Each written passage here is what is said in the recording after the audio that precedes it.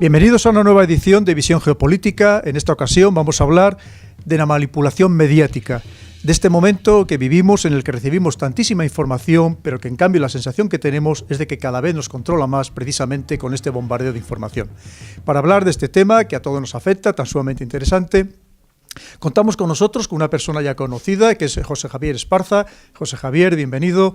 Muchísimas afamado gracias. Escritor, además un periodista muy reconocido, con multitud de obras publicadas y que va a seguir publicando. Desde luego es tremendamente prolífico y al que le damos sinceramente las gracias por acompañarnos una vez más. Tenemos también con nosotros a Luis Togores, que nos visita por primera vez.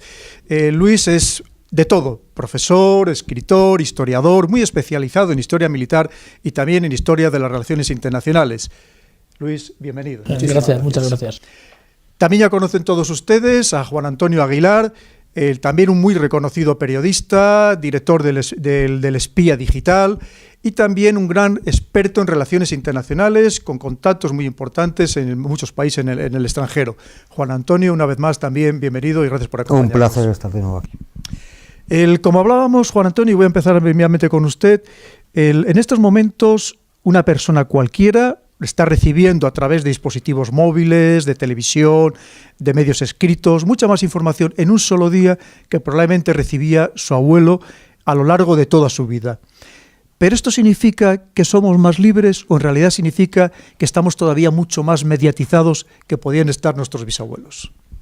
Podríamos estar más libres, pero lo que sí es seguro es que estamos mucho más mediatizados. La saturación de información no es más que otra de las muchas herramientas que se pueden poner en marcha para el control de la opinión pública. Y el control de la opinión pública, en definitiva, es el control del ciudadano que vota, del ciudadano que decide, del ciudadano que compra. Al final es el control social. Quien domina la opinión pública tiene el poder. Esa es la realidad. Cuando a la prensa se le ha llamado el cuarto poder, esto ocurría en un contexto histórico donde esos poderes estaban concretando dentro de un Estado, dentro de un país. Yo creo que ahora mismo estamos en una fase nueva, ha habido un salto cualitativo, donde el tema de la información se ha convertido en un arma geopolítica, en una guerra mediática internacional a nivel global, donde además no hay zonas de neutralidad. Y, es decir, estés donde estés y hagas lo que hagas, de alguna forma o estás tomando partido o alguien va a hacer que tomes partido.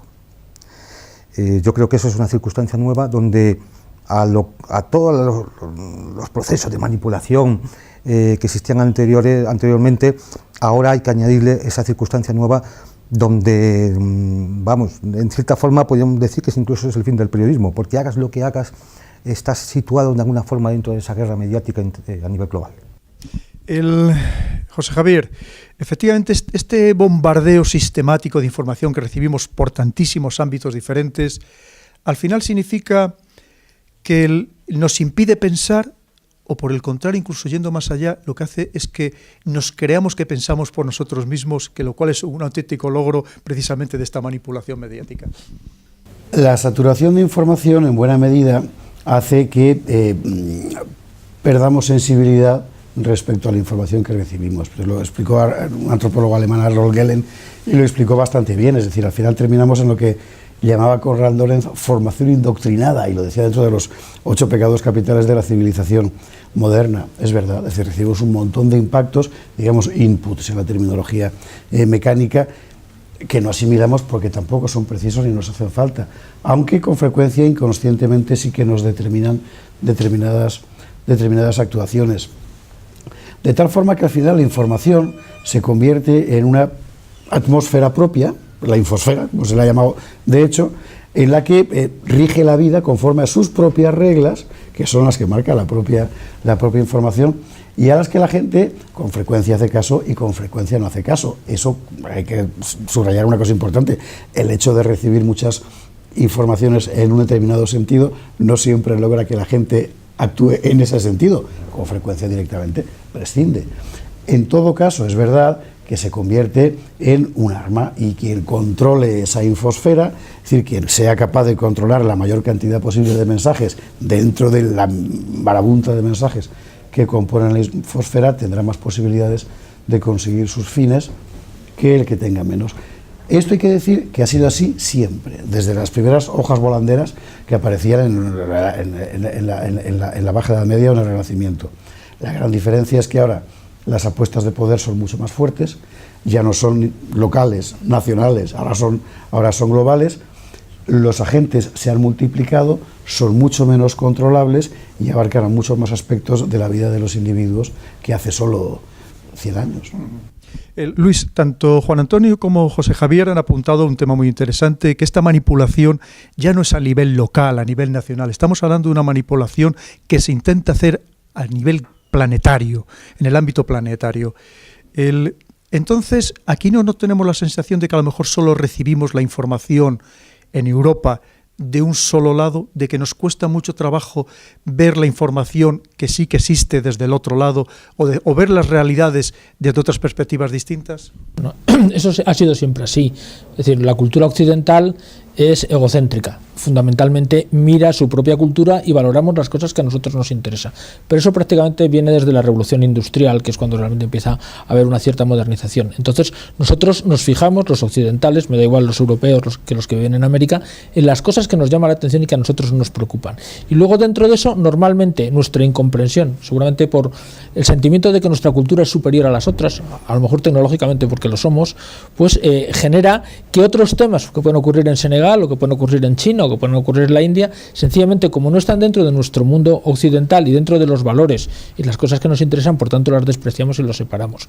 Si solo metemos en un mundo, como estaban diciendo ahora mismo, donde nos llegan miles de noticias, que ya, incluso aquellas que nos interesan, hay una serie de ellas que nuestro cerebro las descarta y se centran en unas, pues evidentemente aquellas que no están dentro de nuestro mundo cultural, de nuestro mundo de comprensión, pues sencillamente las separamos. No sé, un terremoto en la India es mucho menos importante, por muchísimos muertos que genere, que una cosa que pase en Lorca, porque en Lorca sí nos preocupa, porque es occidental, y eso es una realidad, pero ha ocurrido siempre. Lo que pasa que ahora, ahora es más evidencia, porque es cierto que nos llegan noticias de otros continentes, pero que al final realmente nos importa un poco, nos preocupa un poco. ¿Quería usted decir, apuntar algo? Sí, hombre, que yo creo que eso, contra lo que dice mi buen amigo Luis Togores, no es tanto un rasgo de etnocentrismo occidental, que ciertamente lo hay, no lo vamos a negar, como una característica natural del ser humano. Es decir, siempre te resulta mucho más percuciente lo que le pasa a tu vecino que lo que le pasa a otro que vive. Si en la India hay un terremoto, imagínate que ha causado 3 muertos, y en Lorca, que Dios no lo quiera, uno que causa 3 millones, pongo adrede un ejemplo absurdo, a los indios les interesará mucho más el suyo. Y eso forma parte de la propia naturaleza humana, es decir, también se utiliza evidentemente en su propio beneficio por parte de los medios. Siempre hay mucha más, es un clásico, es decir, la información internacional lo vende periódicos. Sirve para otra cosa, pero para vender periódicos no, porque la proximidad y la cercanía forma parte del criterio elemental de interés de la información, ¿no? No, pero incluso también ocurre la selección. Por ejemplo, yo no soy futbolero, pero puede ocurrir, no sé, por ejemplo, la posibilidad de unos misiles en Corea, que realmente bombas atómicas reducidas, que nos puede afectar a todos, sí. Pero sin lugar a dudas será mucho más importante si el Madrid gana al Barça, y llamará mucho la atención, cuando realmente la noticia futbolera es insustancial y no afecta para nada, y los misiles de Corea pueden cambiar la vida de todos. Sí.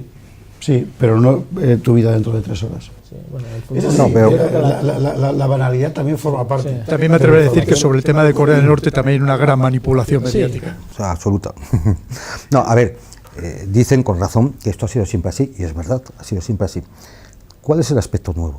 El aspecto nuevo es que esa infosfera se mueve a una velocidad ahora asombrosa, porque es a la velocidad a la que se mueven las corrientes electromagnéticas, porque todo va por redes informáticas, por redes inalámbricas, por telefonía móvil, por satélites y demás. Es decir, se ha creado una infosfera que sí es accesible universal o globalmente, de tal manera que cualquier cosa que ocurra ahí tiene un efecto global, y lo hemos visto, por un ejemplo recientísimo, los papeles de Panamá.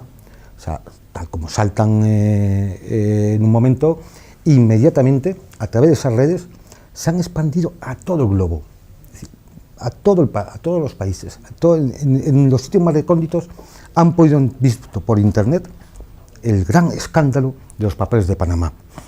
¿Qué es lo que significa esto? Pues significa simplemente que la infosfera es un aspecto más de la geopolítica actual. siempre habíamos previsto un teatro de operaciones donde había 2 dimensiones, que era el mundo plano. Con la aparición de la aviación ya lo subimos a una dimensión más espacial, ¿no? Incluso llegando al espacio, el tema de los satélites, pero esta es una dimensión nueva, es una dimensión virtual que está presente e inmediata en todos los puntos. Es como si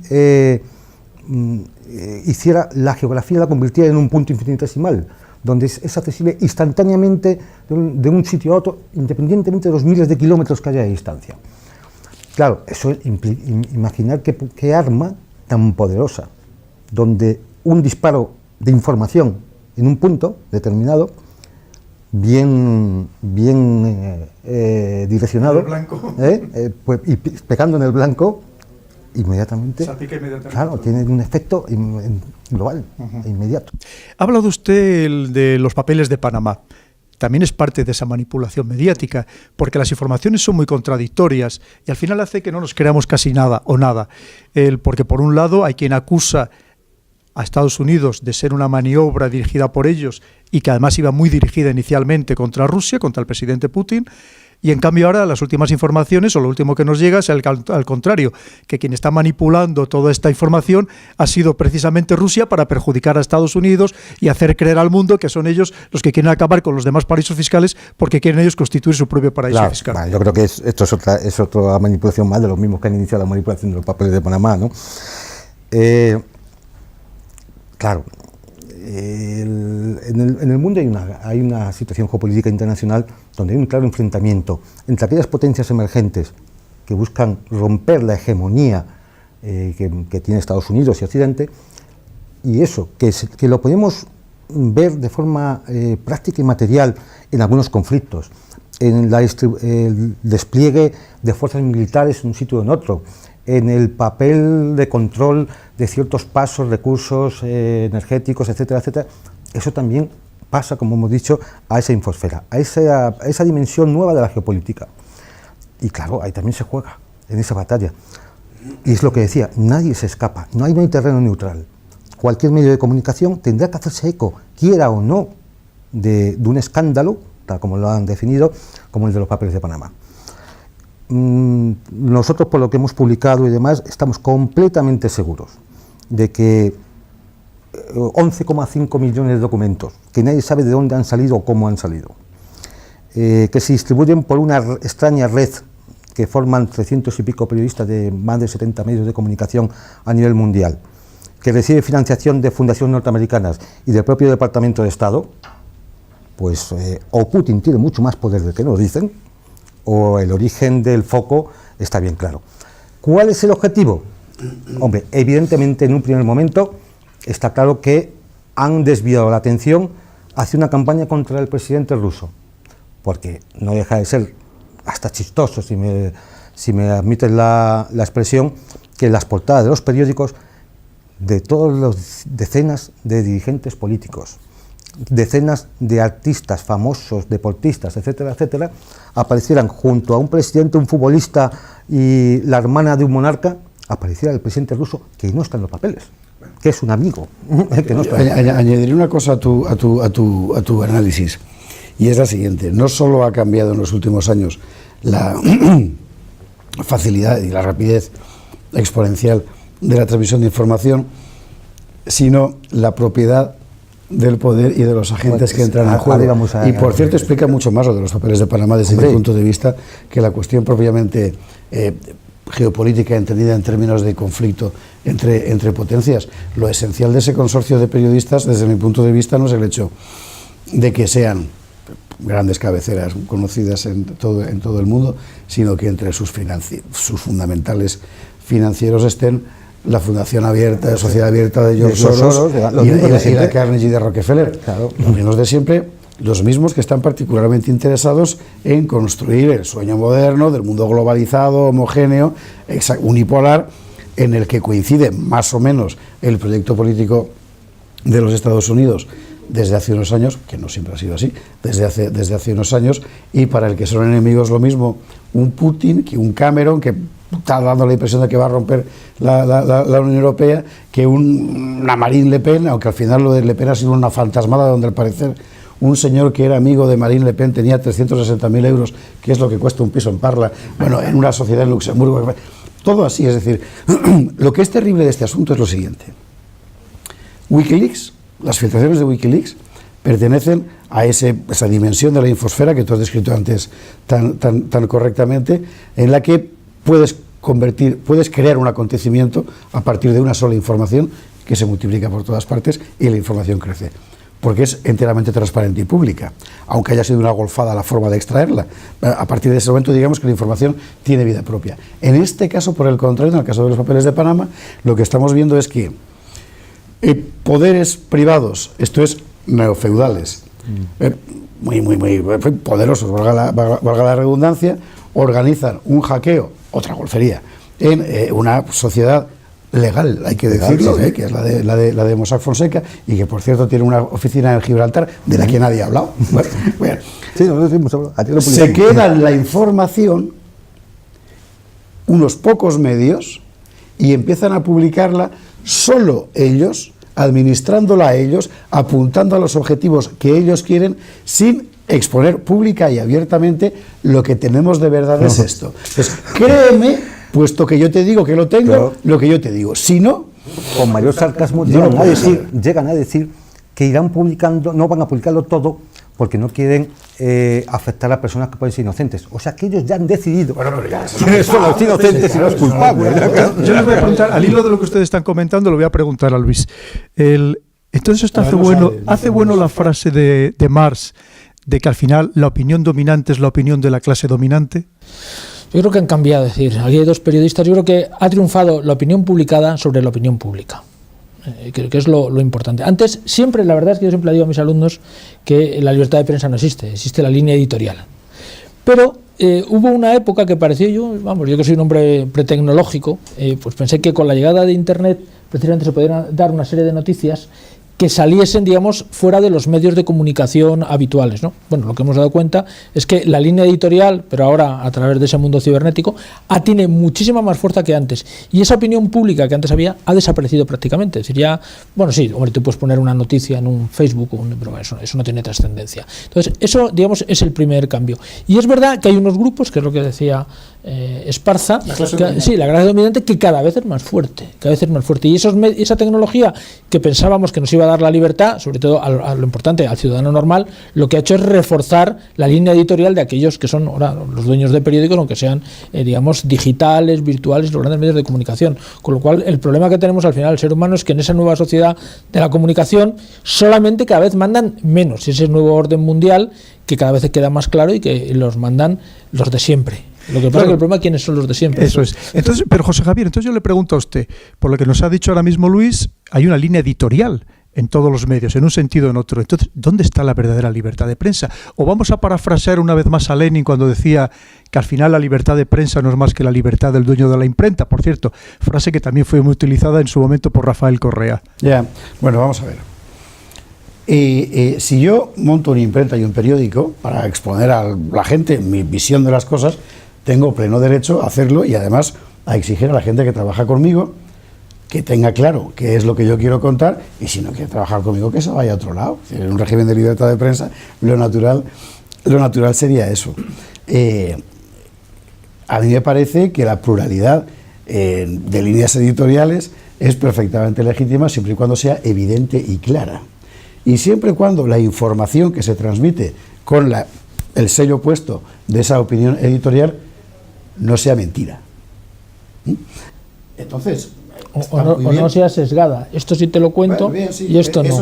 Eso es una forma también de mentir. Bueno, para eso, que ha sido una larguísima batalla profesional de los periodistas a lo largo del siglo XX, quiero recordar que en España, y no solo aquí, en los años 20, mis abuelos de la profesión, o nuestros abuelos de la profesión, en las redacciones iban con pistola.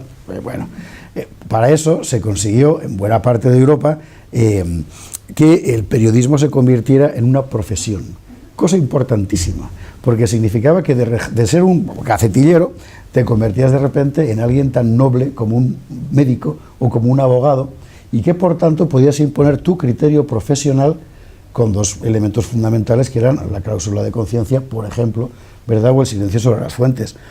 Y esto fueron grandes conquistas, que garantizaban hasta cierto punto la libertad de uno dentro de su medio, y en cualquier caso garantizaban además que el profesional pudiera no delinquir con la realidad. Eso se acabó desde el momento en el que la información se ha convertido fundamentalmente en una expendiduría de espectáculo, lo que ha ocurrido con la multiplicación de la televisión. Y a partir del momento, y ten más, en que Internet ha convertido la elaboración clásica de información en algo que teóricamente está al alcance de cualquiera. Es verdad que lo que estamos viendo de 2-3 años a esta parte es que hemos pasado, gracias a Dios, del sueño absurdo de que cualquiera puede ser periodista en su casa, que es una memez. Es decir, Luis Togores es un profesor magnífico, pero no podría ser otorrino en su casa. No, porque carece de entre sus innumerables conocimientos, ese no figura. Bueno, pues es lo mismo a otro en el que uno pueda elegir dónde se quiere informar. Esto está muy bien. Es un paisaje anárquico. Es decir, has perdido ya las referencias, ya no es 6, 7, 8 grandes cabeceras. No, ahora son 8.000 y además en varios idiomas. Tiene una gran ventaja. Para el profesional cabe la opción, que antes no existía, de combatir la desinformación con reinformación. Y ya no es solo la transmisión de una noticia lo que te compete, sino también su reelaboración, decryptage, el desciframiento y la explicación, ¿no? Y la interpretación. Y creo que esto es una gran cosa. El problema está en que haya medios interesados, cuando digo medios me refiero a instancias de poder, en limitar también la libertad ahí. Y entonces sí que estaríamos completamente perdidos. Pero al final puede ser un poco ponerle puertas al campo. Idea que me interesa subrayar: la pérdida de estatuto profesional del periodista, que ha sido común en toda Europa en los últimos años y en España de forma galopante desde hace 15, ha contribuido a que a la pérdida de dignidad, utilicemos este término, del trabajo informativo, del informador y también de la información que recibe el ciudadano. Pero Juan Antonio, entonces, ha dicho dos palabras muy interesantes, que las quiero relacionar. Una es la banalización de la información y por otro lado es la noticia. Yo tengo la sensación, no sé si usted coincidirá, que nos centramos demasiado en la noticia, además en la noticia escabrosa, y lo que se está olvidando es el análisis. Es decir, nos cuentan que ha habido un atentado, pero nadie cuenta el por qué se produce ese atentado, quién de verdad, cuáles son las razones que llevan a esas personas a cometer esos atentados, porque al final sería un poco la clave. A lo mejor puede ser que también motivado por la crisis económica, que los medios de comunicación han dejado de tener buenos corresponsales sobre el terreno, buenos analistas en las redacciones, o simplemente que ya vivimos todos de agencias de noticias que no sabemos de dónde provienen o quién las manipulan, o cuál es la situación exactamente ahora mismo. Es verdad que los medios de comunicación ya no disponen de aquellas plantillas de profesionales, de corresponsales, algunos de ellos muy buenos, con gran capacidad de análisis, pero es que más allá de las razones económicas que pueda haber, hay medios que son muy poderosos y podrían permitírselo. Yo creo que más allá de eso está la propia naturaleza del medio.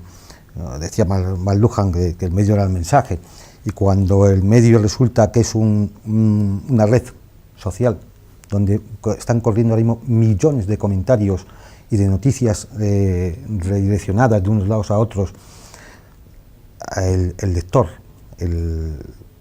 solo tiene tiempo para ver el titular y la foto.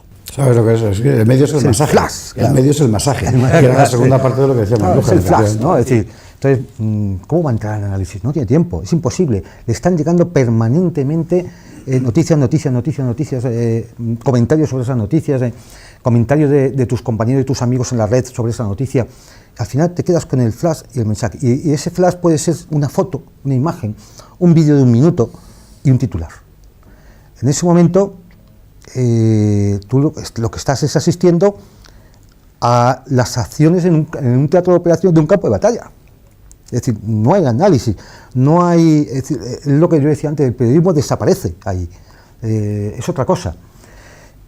Y claro que es banal, como que al final la gente lo que hace es repetir y reedicionar las mismas noticias, que es una imagen y un mensaje y un titular. Y claro, si no se queda con el titular, hemos puesto el ejemplo de los papeles de Panamá, pero podríamos poner otro ejemplo. Recientemente, hace 3 días, una foto de un supermercado venezolano que estaba en Nueva York. Sí, efectivamente. Pero el supermercado estaba vacío y era para explicar la situación tan lamentable que se vive en Venezuela. Pero es una foto de 2011 tomada en Nueva York. Y la gente solo se queda con esa imagen, ¿no? Es decir, las fotos falsas se han empleado en todos los escenarios. En Bosnia, la guerra no, por eso no existen las cosas. No por eso no existen las cosas, pero es evidente que eso se ha utilizado para la batalla. Vamos a ver qué nos dice Luis. Ahora mismo hay más periodistas que ha habido nunca. Nuestras facultades, no la de España, de todo el mundo fabrican. Bueno, no, pero hay más periodistas que también. Sí, claro. Bien, pero más periodistas que ha habido nunca. Primero. Segundo, las capacidades de comunicación son enormes. Otra cosa es que por la nueva cultura que estamos facturando, a la gente no le interesen los análisis. Pero también es verdad, y no hay que más ver las noticias del fin de semana, que yo creo que lo que ha desaparecido es el trabajo duro del periodismo. Es decir, hoy día sale una noticia, el otro día la de Mario Conde, yo estaba escribiendo en casa con las noticias y estuvieron toda la tarde tratando el tema de Mario Conde. Y tenían cuatro líneas que fueron constantemente repitiéndose los mismos señores. El flash. Sí, el flash, sí, pero era un solo programa de televisión. Yo lo recuerdo que estaba viendo La Sexta. Entonces, tenemos más periodistas, tenemos más capacidad de investigación. Lo que pasa es que probablemente nadie está interesado en realmente entrar en profundidad, ni los que consumen, es decir, que son las generaciones jóvenes, que su capacidad de lectura es muy limitada. Hoy día en la universidad te encuentras que el problema que tienen es que cuando le das un libro que tiene 150 páginas, te dicen, oiga, es que esto es muy largo. Es decir, que eso es una realidad, porque eso necesita un esfuerzo. Y segundo, porque, entre otras cosas, los medios de nuestra vida cotidiana, por ejemplo, tener un móvil, lleva que un chico de 20 y tantos años le dedica 3 o 4 horas diarias a ver el Facebook, el WhatsApp y tal. Yo siempre digo, bueno, ¿y cuándo van a estudiar? ¿O cuándo van a leer el periódico? ¿Cuándo van a ver las noticias? Porque ese mundo nuevo no favorece ese análisis de la comunicación y, por tanto, esa comunicación tampoco se factura porque les consume a una generación que es la nuestra, que está desapareciendo. Esto, perdón, que ibas a acabar. No, sí. ¿Habías acabado? Sí. Ah, genial. No, esto que tú dices es verdad y dibuja una atmósfera determinada. Me parece, no te estoy riñendo, es para decirle una cosa, que se aleja del marco que había citado Coronel Baños al principio de la manipulación mediática. Es decir, esto que tú describes pero es eso la permite la manipulación. Es la realidad tal cual es. Esa realidad es la que permite la manipulación. Esa realidad es la que permite la manipulación. Hace más fácil la manipulación, claro, porque lo hace todo más sentimental. Por así decir, la comunicación, el trabajo del periodismo ha girado a otro estado en el que tú ya no puedes gastar 3.500 palabras en explicar algo que ha ocurrido.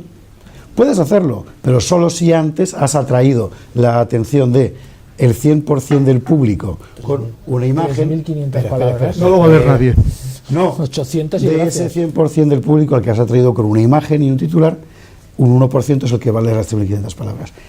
También era así antes. Claro. Antes había revistas especializadas que han desaparecido. La cuestión, sí. Tiempo, época, eso bueno, han sí, desaparecido. pero eso ha sido fundamentalmente por la cuestión del mercado publicitario. Y eso no es un problema de que la gente haya perdido la capacidad para leer. Es que las empresas han perdido la capacidad para vender. Pero porque no vendían claro, a nadie. El análisis profundo. Pero donde quería ir, antes decía Juan Antonio de la foto. Voy a poner solo un ejemplo, que además lo viví yo en primera persona. Os acordaréis todos seguramente de aquella fotografía de la frontera turca en la que aparecía una madre refugiada con el padre refugiado y el niño refugiado en la vía y la policía húngara haciendo como que iba a sacudirles y bueno, la fotografía dio la vuelta al mundo tanto como la del niño Aylan ahogado en las playas de Grecia. Esa fotografía, que vista aisladamente como la secuencia fotográfica, lo que demuestra es la crueldad de la policía húngara que arroja a los refugiados a la vía del tren. Cuando ves la secuencia del vídeo completo, y a nosotros nos la puso en Intereconomía, la Embajada de Hungría, lo que te cuenta es lo siguiente. Llega la policía a ver al matrimonio con el niño en el andén de la estación.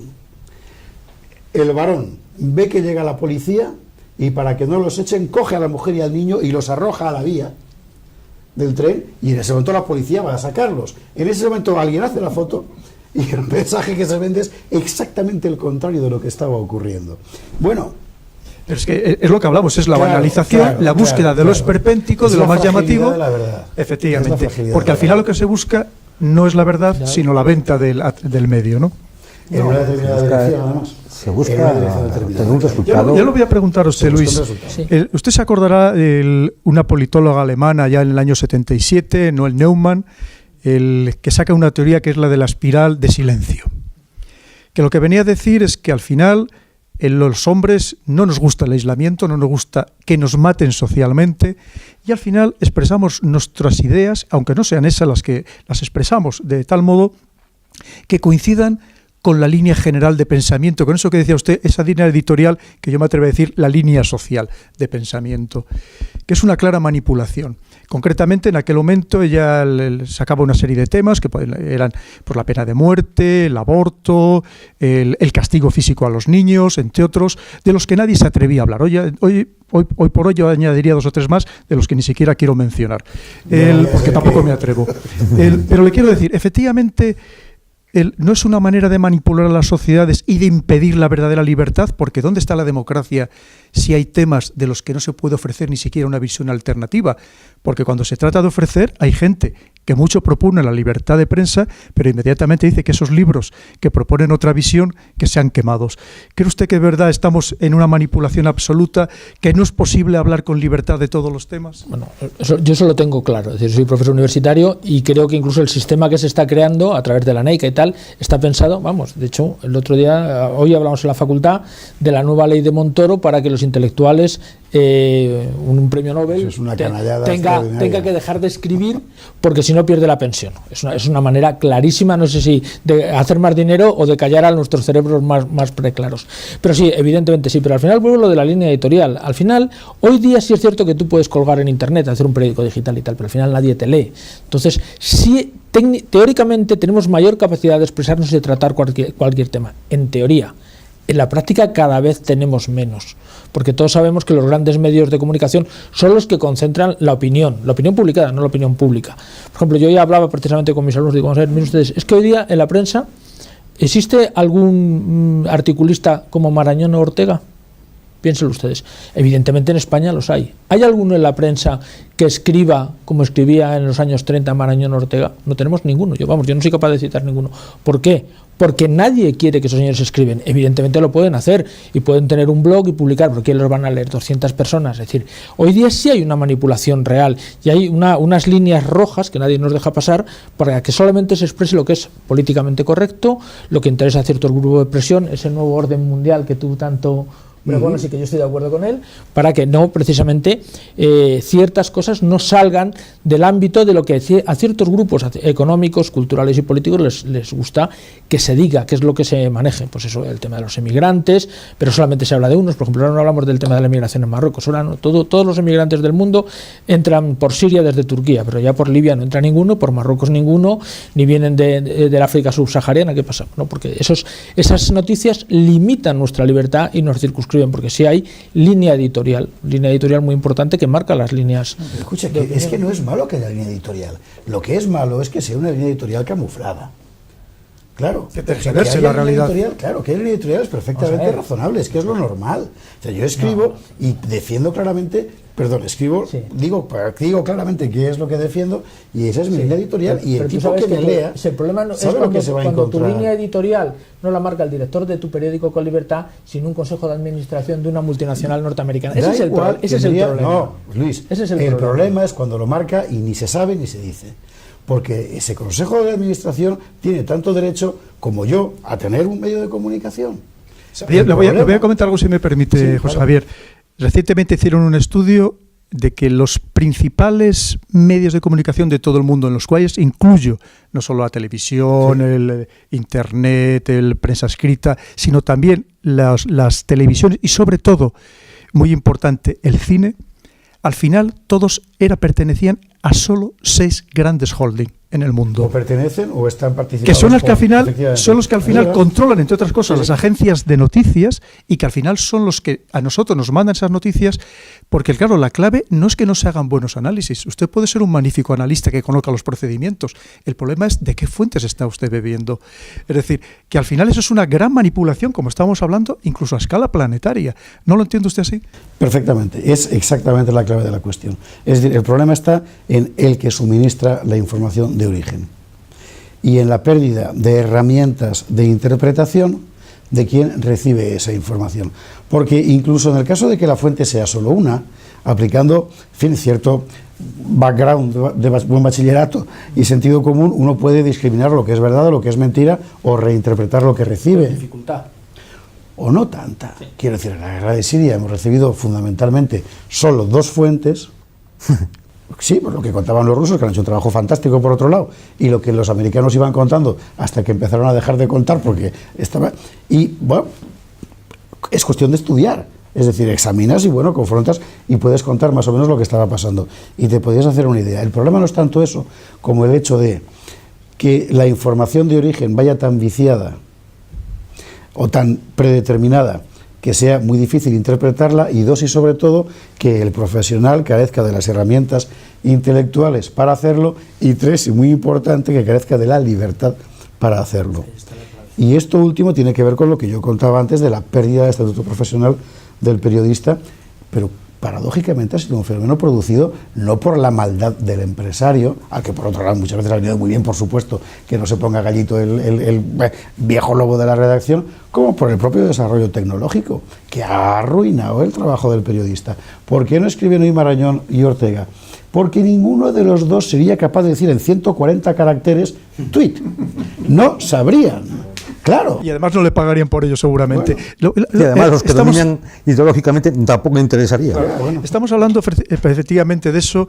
Yo creo que alguna vez he comentado que yo no creo en las teorías de la conspiración, yo creo en las realidades de la conspiración, porque es algo que ha funcionado a lo largo de la historia y que sigue funcionando. Recientemente una persona en Francia, que fue uno de los principales dirigentes de la principal logia masónica en Francia, ha escrito un libro, Un escándalo total, en el que decía que la masonería, enfrentada, por cierto, con los cristianos, con los judíos y con los musulmanes, que a su vez tienen su propia pelea geopolítica mundial, está intentando imponer un nuevo modo de vida, un nuevo estilo incluso de vida familiar, de vida social, absolutamente de todo, en el mundo y especialmente en Europa. Lo decía abiertamente. Y decía que para ello utilizan, entre otras cosas, los medios de comunicación, porque son los que crean esas líneas editoriales sociales en las que lleva a la gente muchas veces a adoptar medidas, incluso para su propia vida, que probablemente hacía muy pocos años no se hubiera planteado. ¿Cree usted que eso es así, que de verdad puede existir esas manipulaciones a tan alto nivel? Por supuesto que sí. Es decir, si comenzamos este diálogo hablando de la saturación, si diariamente recibimos esos flags hasta el punto de saturación, decenas de ellos todos los días, cuando entramos en las redes sociales, cuando vamos a esos medios de comunicación que habitualmente entramos a leerla para enterarnos un poco de las noticias, cuando nos ponemos una serie de televisión o cuando vamos al cine, es normal que uno va asimilando esa saturación de mensajes, hasta el punto de que se crea la sensación de que todo el mundo, y digo todo el mundo, globalmente, piensa así y tú no lo ves claro. Tienes esa sensación primero y no lo ves claro. Pero al final todos piensan así, pues será eso, seré yo el equivocado. En un mundo individualista, al final hay una cierta tendencia siempre a la autoinculpación. Seré que yo me estoy equivocando. Es muy difícil sostener, o hay que tener una claridad de criterios. Me estaré volviendo loco. Claro, es muy difícil sostener que a ver si voy a ser yo razón, a ver si esto no, y efectivamente estoy siendo víctima de una auténtica avalancha de mensajes que intentan condicionar. Y esto es lo que vamos, no es más que condicionamiento, pero al estilo del perro de Pavlov. Es decir, tanto nos tocan el timbre cuando nos mandan a comer, que al final ya no hace falta que nos pongan la comida, que solamente con tocar el timbre ya actuamos, ¿no? Si además a eso le añadimos que ese teatro de operaciones puede servir para la guerra, en eso que algunas veces hemos llamado, sobre la teoría de la guerra híbrida, operaciones bélicas no militares, donde yo sé que lanzando un proyectil informativo voy a provocar consecuencias, pues tenemos que en manos de una tremenda minoría que controla una serie de holdings por el que pasa el 90% de las noticias que se van a transmitir diariamente, que puede ser utilizada como un arma geopolítico y que además sirve para el adoctrinamiento permanente de la opinión pública, El título del programa es, evidentemente, evidente. No, hay muchos Al final, como usted decía, los ciudadanos llega un momento que está convencido de que le manipulan y al final simplemente lo que hace es leer aquello que coincide con su pensamiento y tampoco complicarse más la vida. Y adaptarse al entorno. Estaba pensando cuando estaba hablando Juan Antonio en un problema mucho menos aparentemente bélico, que tiene más que ver con lo que ha contado Luis. Lo de la masonería, por cierto, es que empezó así. Hay un libro precioso de Gustave Cochin sobre las sociedades de pensamiento, que es como se llaman los grupos de reflexión de los revolucionarios antes de que cayera la corona, que justamente lo que hacían era utilizar la comunicación como escaparate de lo que ellos querían hacer. Funcionaba así, siempre ha funcionado así. Entonces, puede llamarse conspiración, pero no es nada secreto, o sea, es evidente.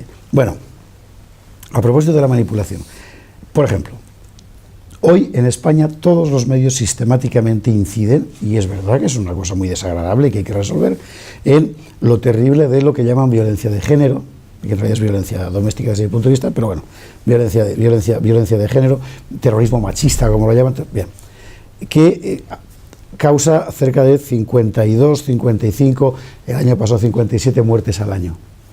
Hay todos los años alrededor de 1.500 suicidios juveniles, que nunca salen en la prensa, que no son noticia. El problema permanente en todos los medios de comunicación es un problema que es verdad que es un problema y que es una cosa horrible que hay que combatir, pero que comparativamente es muchísimo menos relevante. Ves los análisis publicados, en fin, oficiales, del Observatorio de Violencia de Género del Consejo General del Poder Judicial y descubres que cerca del 35% de los casos registrados de violencia de género en general, ya no digo asesinatos, en general, se producen entre comunidades inmigrantes, que representan un torno a un 5 o 7% del conjunto de la población española. Es decir, es un problema muy localizado en gente que ha sido educada en otros criterios de la relación hombre-mujer. Está prohibido informar de eso. Entonces existe un consenso mudo en torno a la idea de que hay que crear una conciencia plena de que el gran problema de España es la violencia de género. Es un problema, sí, es horrible, sí, hay que solucionarlo, sí, pero no es el problema fundamental de la sociedad española. Bueno, pero has creado una conciencia que apunta en una determinada dirección. Desde mi punto de vista, esa dirección, en este caso concreto, es la disolución de la familia tradicional, que se presenta como una especie... Por cierto, solo el 10-12% de los casos más dramáticos de violencia doméstica tienen lugar en familias estables, el resto es en parejas rotas o tal, pero eso tampoco se cuenta nunca. Hay una idea predeterminada de cómo enfocar la información y está puesta al servicio de un proyecto ideológico. Bueno, esto no es difícil descubrirlo. Bueno, perdón, es difícil descubrirlo, pero se puede descubrir. A mí no me parece mal que uno use la información para abonar un proyecto ideológico concreto. Lo que me parece mal es que se oculte, que se trate de hacer pasar una interpretación de la verdad por la verdad plena, que además el que no la acepte ha de ser excluido de la comunidad, como hace, por cierto, en Madrid la ley de transexualidad recientemente aprobada. Hablando, eso es ingeniería antes social, comentábamos siguiendo en esta línea, del conflicto en Siria e Irak. Efectivamente, aquí nos ha llegado las barbaridades, por supuesto, condenables y execrables, que ha hecho el Estado Islámico, pero no nos ha llegado lo que hacen las milicias chiitas, lo que hacen los kurdos, y que parece ser, según informaciones de Naciones Unidas o de ONGs, que hacen exactamente lo mismo o muy similar. Incluso, fíjese si se llega a deformar la realidad, que ahora lo último que he oído que se ha puesto de moda en las noticias es llamar al Estado Islámico banda terrorista Daesh. O sea, la banda terrorista Daesh, es decir, que es no comprender absolutamente nada, es una simplificación que probablemente tenga mucho eco mediático, que cale muy bien entre la población, pero que desde luego no es comprender absolutamente nada de lo que está pasando allí. ¿Cómo cree usted que esto se ve desde otras partes del mundo?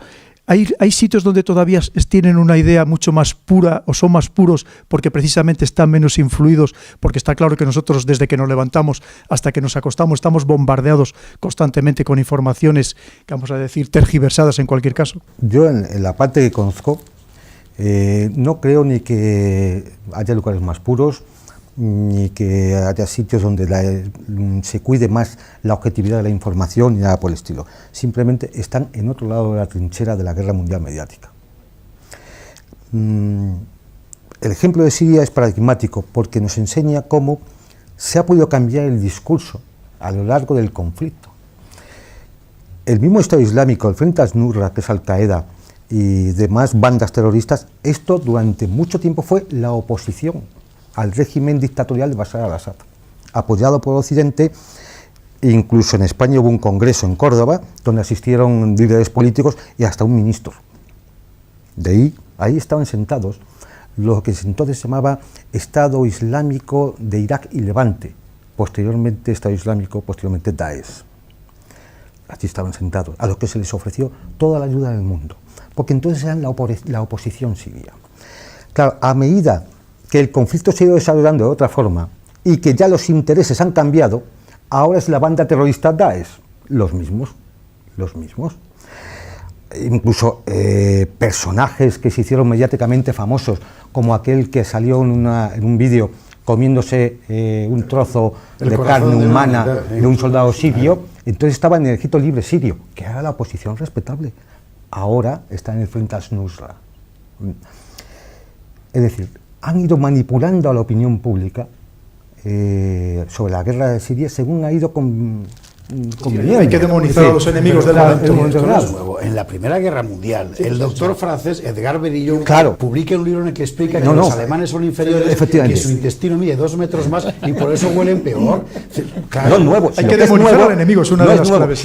Lo que es nuevo es que de un día para otro, con la foto de un montón de niños muertos diciendo que habían sido gaseados por el ejército de Bashar al-Assad, cuando se demostró que esa foto era de otro sitio, de otra época, y no tenía nada que ver, que aquello no fue un ataque del ejército de Bashar al-Assad, y que los únicos que han utilizado armas químicas en 161 ocasiones han sido la denominada oposición siria. Bueno, las fotos falsas fueron muy habituales también en la guerra de Bosnia. Es decir, que inmediatamente se cambiaba la opinión. Luis, ¿cree usted que efectivamente una vez más, la línea editorial, esta manipulación mediática, llega incluso a asesinar socialmente a personas? Quiero decir con esto, aunque sea una palabra fuerte, que las personas que ofrezcan una visión alternativa, que quieran ver las cosas desde otra perspectiva, desde el otro lado de la trinchera o desde el otro lado de la colina que decía Lidelhar, llega un momento que llegan a ser absolutamente ninguneadas, postergadas de la sociedad, que nadie quiera relacionarse con ellos y que, por supuesto, nadie les va a llamar para dar ninguna conferencia ni para participar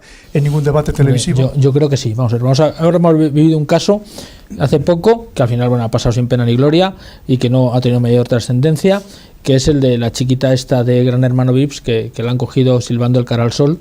Entonces ha sido un gran... Laura Matamoros. Laura Matamoros, no, pero ha sido un gran... Pero bueno, eso al final es una curiosidad. Pero fíjate usted, por ejemplo, Albert Boadella.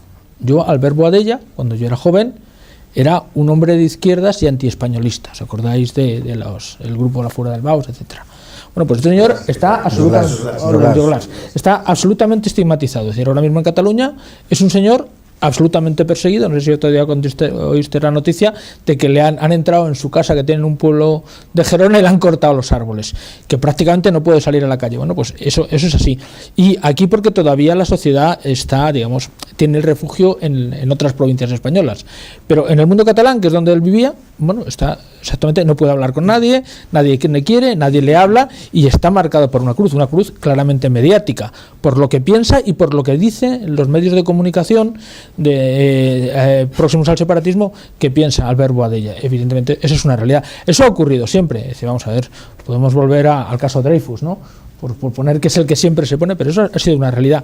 El problema está que los medios de hoy día para estigmatizar a alguien son muchísimo más poderosos, muchísimos menos y muchísimos más grandes que los que eran antes. Porque antes es verdad que había, periódicos enfrentados. Si había un periódico, conservador que te atacaba, había un periódico progresista que te defendía. Pero hoy día es que prácticamente todos son de la misma gente, con lo cual en ciertos temas coinciden absolutamente. Es decir, que no hay posibilidad de diversión de criterio, porque esos, que decía, 6, 7 o 8 grandes lobbies mediáticos que controlan todo, pues controlan los dos medios, que hay veces que manejan uno contra ti y otro a favor, pero cuando realmente el tema interesa, todos van a ir contra ti, y eso no hay manera de combatirlo. Sí, y además hablamos de esa inmediatez. Efectivamente, coincido con usted.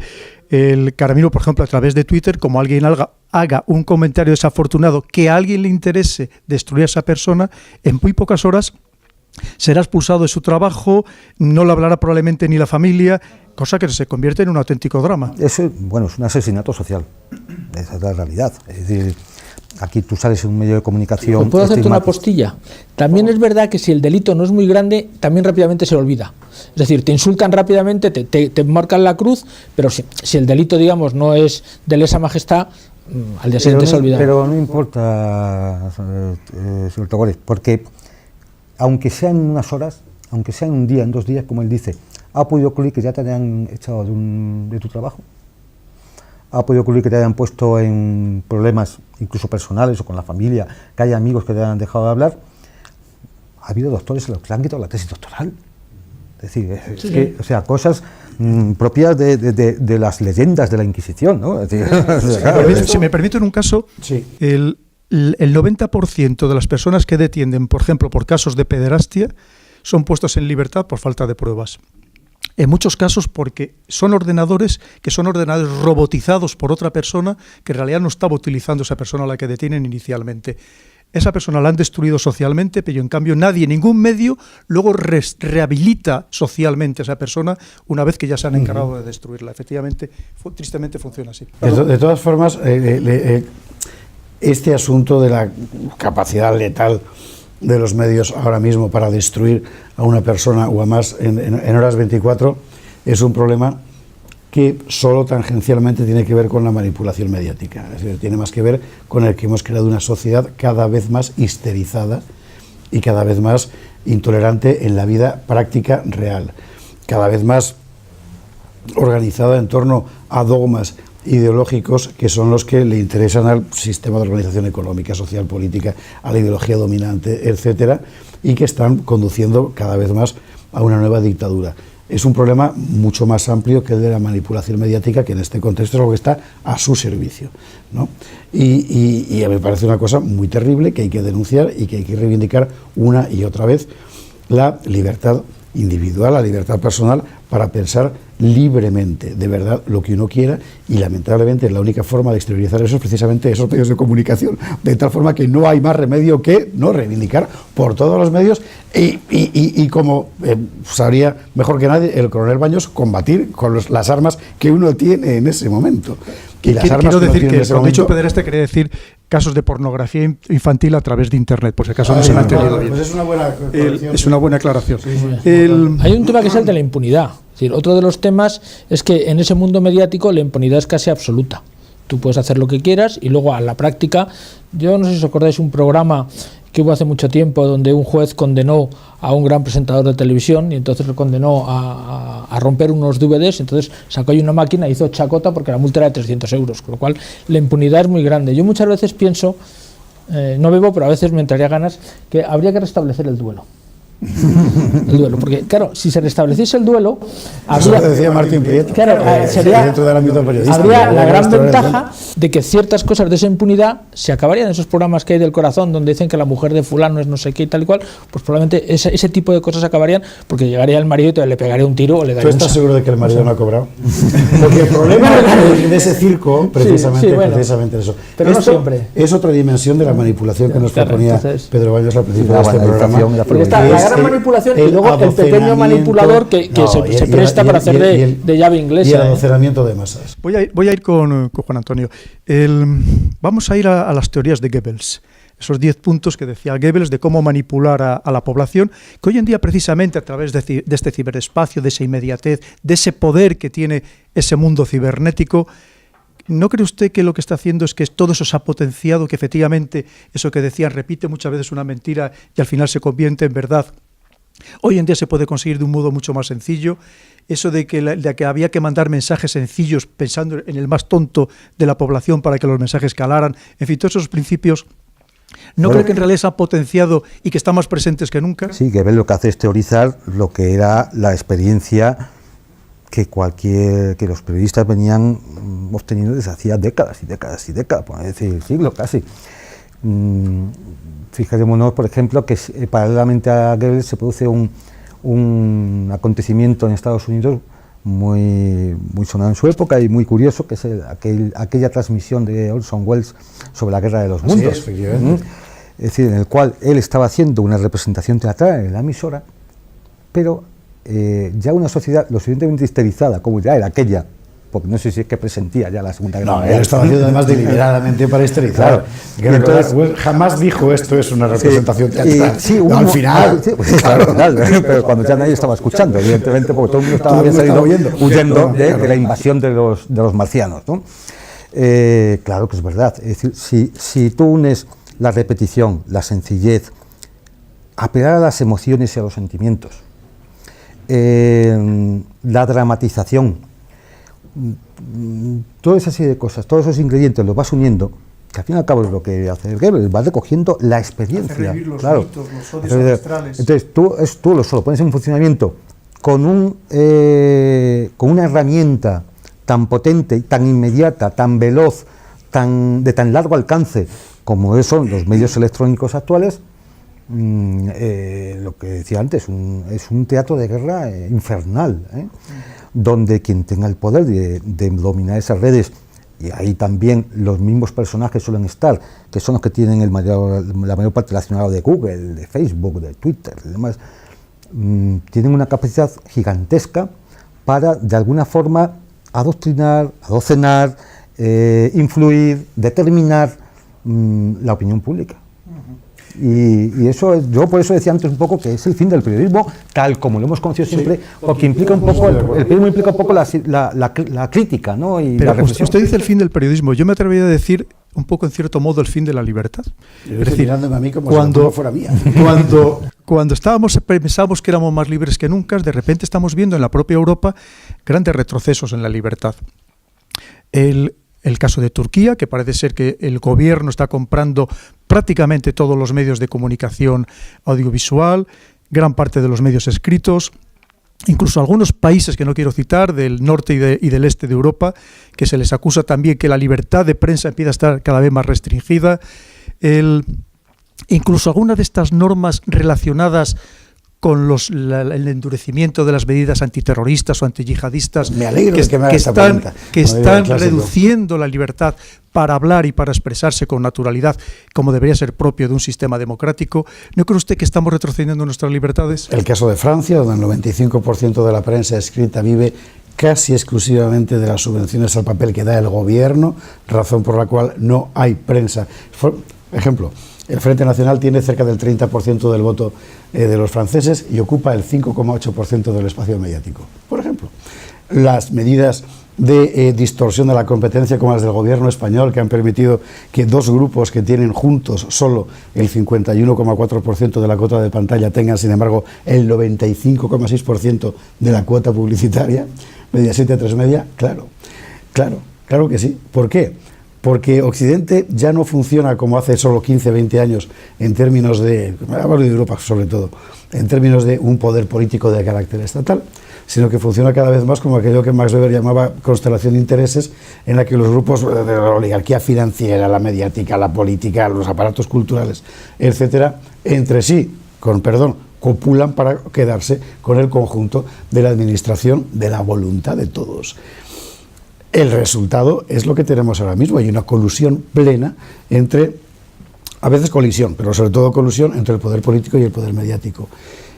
El caso de España es paradigmático, es decir, se han utilizado medios de comunicación para crear lo que el poder ha querido crear. Y ocurre en otros países. Que la gente tome conciencia de esto.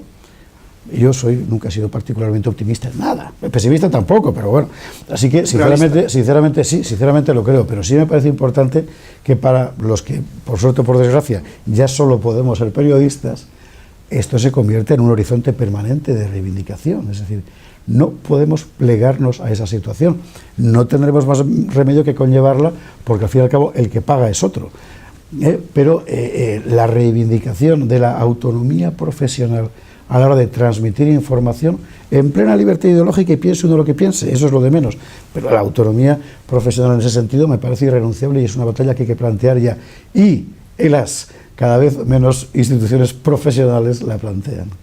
En esta manipulación también no se aplican algunos de los principios básicos de la manipulación, valga la redundancia, como la de crearnos problemas muchas veces de una manera exagerada para proponernos soluciones que al final lo que hacen es todavía limitarnos más nuestras libertades. Bueno, vamos a ver. Lo que estaba diciendo antes Esparza, yo lo tengo claro. Es decir, el tema de que hay unos poderes que manipulan los medios de información es que al final nadie se lo cree. Nadie se cree que hay alguien tan poderoso, porque esa teoría de la conspiración yo no me la creo, pero sí creo que hay medios que los manipulan, es decir, grandes fortunas, grandes capitales. Entonces, eso no se lo cree. Y sí es verdad que se nos crean problemas ficticios. Por ejemplo, el otro día, mire usted, a mí que Mario Conde esté o no en la cárcel, pues en el fondo me da igual, no afecta a mi vida cotidiana. Pero ayer todas las noticias estaban en Mario Conde. Era lo único que preocupaba, que por cierto creo que ya ha salido la hija y tal, con lo cual tampoco. Es decir, pero bueno, era lo que nos preocupaba ese día. Realmente, esa manipulación consciente de esos medios de comunicación por esos grupos son donde van dirigiendo digamos, la manada de cabras a un sentido y otro. Yo hace poco leía otra vez el Bushido de Nitobe y volví a subrayar una frase que me llama la atención. Decía, cuando una civilización, la gente normal solamente se preocupa por el dinero y sus soldados temen a la muerte, está en decadencia. Y es que nuestro problema es que nuestros soldados temen a la muerte y nosotros solamente nos preocupamos de ganar dinero, de nada más. Y eso es realmente la clave. Y probablemente eso es porque nos han convencido que morir en la guerra es malo, porque tenemos que ser pacifistas, y que además el dinero es lo único que justifica el trabajo y el esfuerzo de los hombres, y así nos va. Bueno, pero es que lo que está diciendo Luis es otra de las claves de la manipulación. Es decir, que nos centremos en cosas banales, muy llamativas, pero que no sirven para nada, que de realidad no tienen ningún calado, para distraernos de los auténticos problemas sociales, económicos que tiene un país. ¿No es así? Es así en cuanto a lo que significa la problemática local. Es decir, ya no me voy a referir a lo global. Efectivamente, cualquier poder interrelacionado, el político, el económico, el mediático, como ha señalizado antes Esparza, va a intentar que si un problema no lo puede resolver, esconderlo. Va a intentar que si un problema admite algún tipo de solución que sea la que le conviene, imponerla. Como la solución racional, lógica y cualquier otra será un absurdo, un disparate o lo que sea. Es decir, claro que sí, es decir, pero esto todo son manejos de la misma herramienta. La cosa que diferenciaba el ordenador como herramienta de cualquiera de las otras que ha inventado la humanidad es que era una herramienta que valía para aquello que tú quisieras que valiese. El martillo valía para lo que valía y el arado igual, pero el ordenador vale para lo que tú quieres que valga. Y tú lo programas en función de lo que tú quieres conseguir. Y en un mundo mediático donde se funciona a través fundamentalmente de sistemas de ordenadores, pues lo que se hace es utilizarlo para lo uno quiere. Quien domina esas redes, quien domina esos medios, quien domina toda esa herramienta, lo va a utilizar para lo que quiere. A nivel local será para una cosa, a nivel represivo para asesinar socialmente a quien sea, a nivel global para seguir determinada geopolítica, y a nivel económico pues para garantizar las ventas, los ingresos económicos, el que la gente consuma lo que yo quiero, el que la gente vea lo que yo quiero, el que la gente piense lo que yo quiero. Que definitivamente es el aspecto fundamental de la manipulación, que la gente piense lo que yo quiero. Voy a terminar ya con usted, que ya se nos acaba el tiempo, José Javier. Hay rumores de que los principales medios de comunicación, usted hablaba de las líneas editoriales y hablaba de que no son malas en sí, pero en realidad hay rumores de que los principales medios de comunicación, los principales periodistas, en realidad, directa o indirectamente, están, no voy a decir pagados, pero digamos dirigidos, y no solamente por los países que a lo mejor todos podíamos pensar, porque son los que también ahora mismo tienen mayor eco mediático, pero por muchos más países, por muchas más organizaciones, y que en realidad todo el mundo mantiene esa línea editorial, pero porque tiene unos intereses económicos detrás. No sé si esto es cierto, simplemente se queda en el ámbito de la rumorología. Yo creo que es verdad, pero obedece a un fenómeno muchísimo más complejo. Es el fenómeno del poder cultural y de su estrategia. Regis Debray lo estudió muy bien hace muchos años y, por cierto, de forma crítica, y desapareció de la circulación. Tiene gracia después de haber sido asesor de Mitterrand. Es verdad que existe una coincidencia general en torno a ciertas ideas fuerza que se transmiten a la sociedad.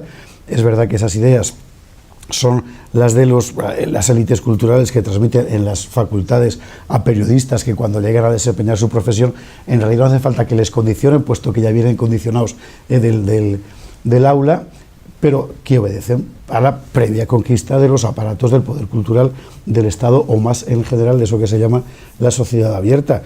Eso es una guerra cultural. Hoy es una dimensión de la guerra desde el momento en el que uno de los campos aspira a la dominación global. Hoy estamos, y en eso este final de mi intervención recupera la primera parte de la intervención de Juan Antonio Aguilar hace un instante. Ese es el gran escenario. Es decir, la gran guerra global no es una guerra solo militar, solo económica, solo política, es también una guerra fundamentalmente ideológica o, si se prefiere, espiritual, porque al final lo que está en juego es la idea que se hacen los hombres de su vida en este suelo, individual y colectivamente, ¿no? Y en ese sentido la mayoría mediática sin duda apunta en una dirección que no es, sin embargo, la que instintivamente siente la mayoría de la sociedad. Quizás el mejor ejemplo es España, y con esto termino, donde hemos estado 35 años golpeando sistemáticamente la conciencia histórica nacional hasta el punto de que nuestros jóvenes hoy no tienen la menor idea de quién era don Pelayo, y sin embargo son esos mismos jóvenes los que están consumiendo en cada vez mayor proporción literatura histórica, novela histórica o divulgación histórica, porque el poder puede acabar con todo menos con las pulsiones naturales del ser humano, y la identidad es una de esas pulsiones, ¿no? Pues no voy a citar a ningún país, pero le puedo garantizar que nuestros televidentes se quedarían muy sorprendidos si supieran la cantidad de personal que tienen los principales ejércitos del mundo dedicados a operaciones de información y a guerra psicológica. Muchísimas gracias, José Javier, Luis, Juan Antonio, un auténtico placer. Y a todos ustedes, como siempre, les he traído a los mejores expertos para hablar de un tema tan sumamente delicado, tan sumamente complejo. Como vemos, nos intenta manipular, pero a través de este programa, como siempre, les intentamos traer información veraz, como les digo, con los mejores especialistas, libre, independiente, por lo menos mientras nos lo sigan permitiendo. Y a todos ustedes, una vez más, darles las gracias más encarecidas. Nos están mandando muchísimas sugerencias, muchísimas también posibilidades de hacer programas diferentes, con otros títulos, con otros contenidos, y que, por supuesto, iremos poniendo en marcha en las próximas ediciones. Y como les digo siempre, muchísimas gracias por seguirnos, muchísimas gracias por vernos y también muchísimas gracias por oírnos. Hasta el próximo programa.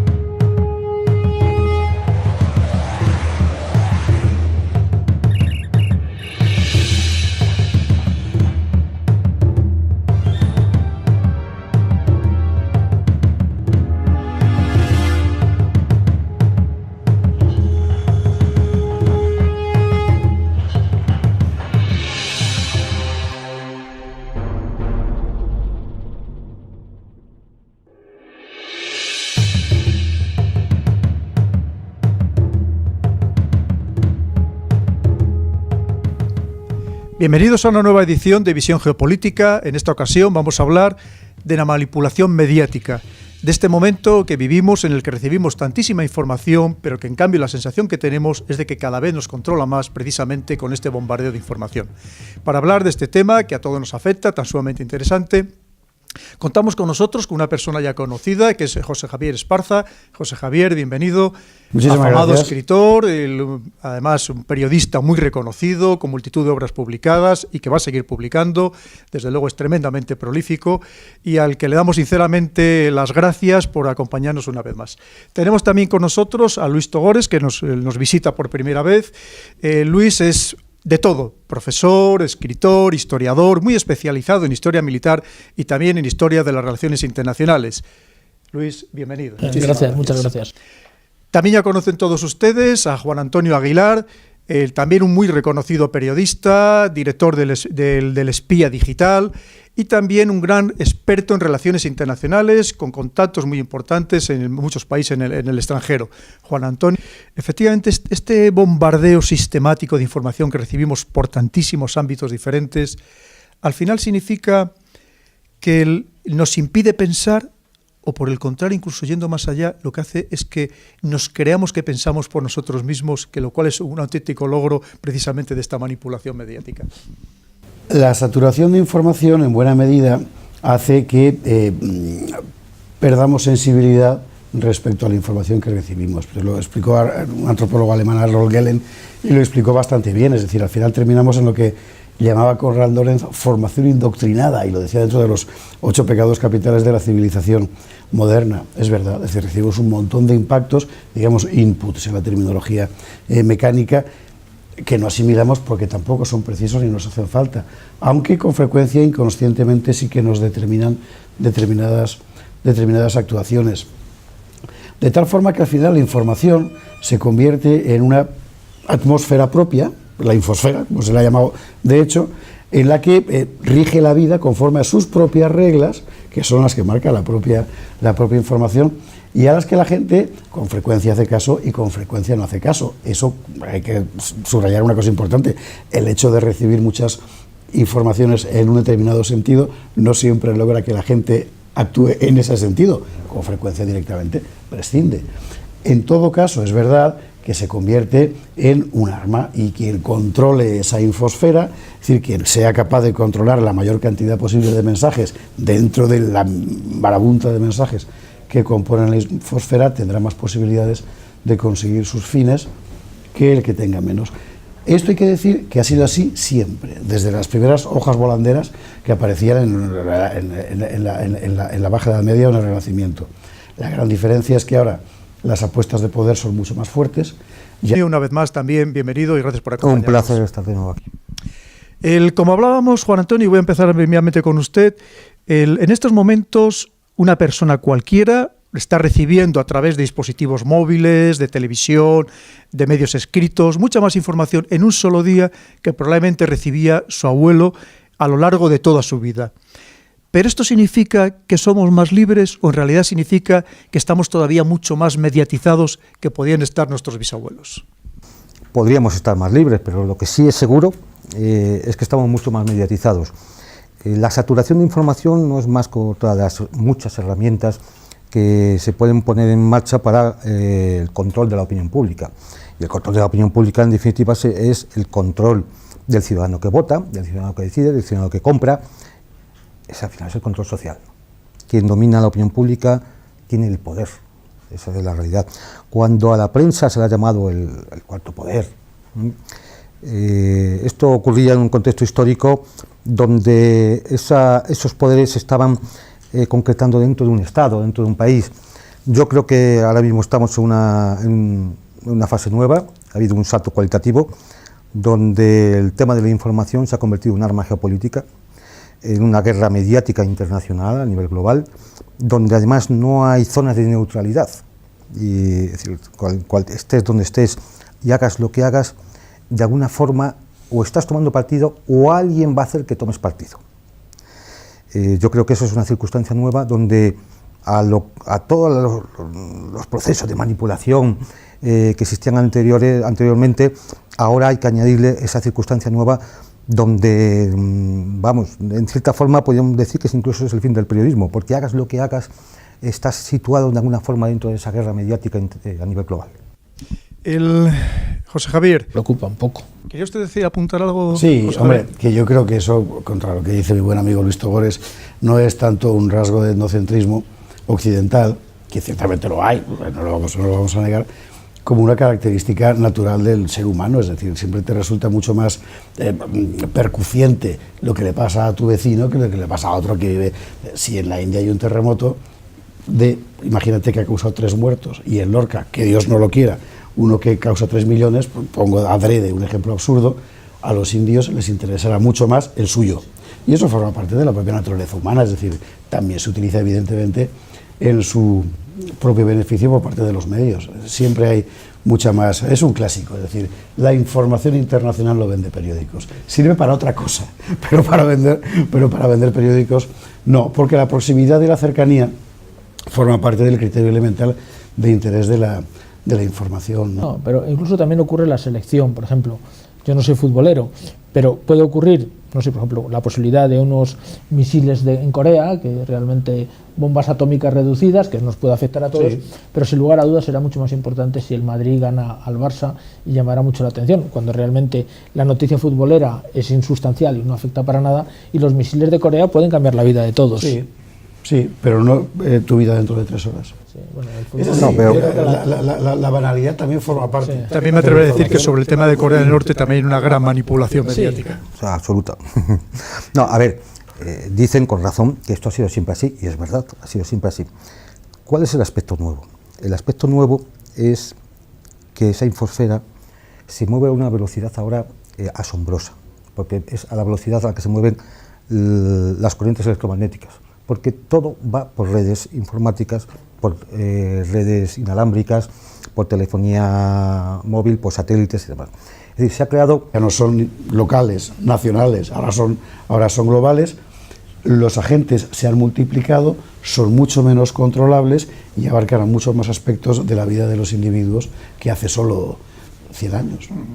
Luis, tanto Juan Antonio como José Javier han apuntado a un tema muy interesante, que esta manipulación ya no es a nivel local, a nivel nacional. Estamos hablando de una manipulación que se intenta hacer a nivel planetario, en el ámbito planetario.